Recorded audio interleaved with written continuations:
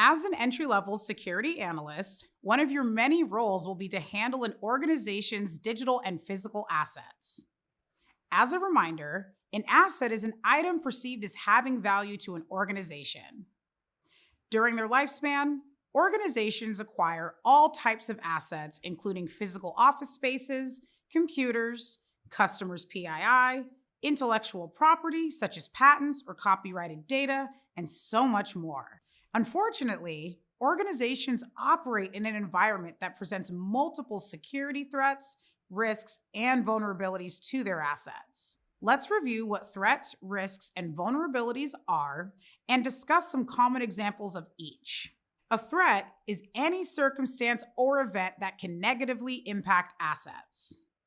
One example of a threat is a social engineering attack.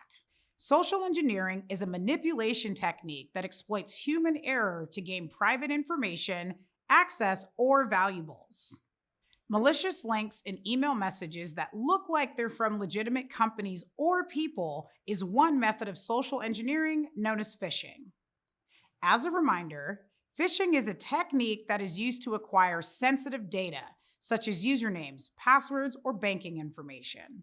Risks are different from threats. A risk is anything that can impact the confidentiality, integrity, or availability of an asset. Think of a risk as the likelihood of a threat occurring. An example of a risk to an organization might be the lack of backup protocols for making sure its stored information can be recovered in the event of an accident or security incident. Organizations tend to rate risks at different levels, low, medium, and high, depending on possible threats and the value of an asset. A low-risk asset is information that would not harm the organization's reputation or ongoing operations and would not cause financial damage if compromised. This includes public information such as website content or published research data. A medium-risk asset might include information that's not available to the public and may cause some damage to the organization's finances, reputation, or ongoing operations. For example, the early release of a company's quarterly earnings could impact the value of their stock. A high-risk asset is any information protected by regulations or laws, which, if compromised, would have a severe negative impact on an organization's finances, ongoing operations, or reputation.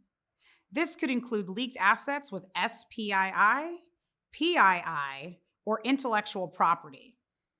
Now, let's discuss vulnerabilities. A vulnerability is a weakness that can be exploited by a threat, and it's worth noting that both a vulnerability and threat must be present for there to be a risk. Examples of vulnerabilities include an outdated firewall, software or application, weak passwords, or unprotected confidential data. People can also be considered a vulnerability. People's actions can significantly affect an organization's internal network.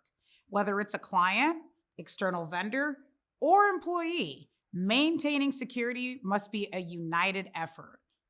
So entry-level analysts need to educate and empower people to be more security conscious. For example, educating people on how to identify a phishing email is a great starting point. Using access cards to grant employee access to physical spaces while restricting outside visitors is another good security measure. Organizations must continually improve their efforts when it comes to identifying and mitigating vulnerabilities to minimize threats and risks. Entry-level analysts can support this goal by encouraging employees to report suspicious activity and actively monitoring and documenting employees' access to critical assets. Now that you're familiar with some of the threats, risks, and vulnerabilities analysts frequently encounter, coming up, we'll discuss how they impact business operations.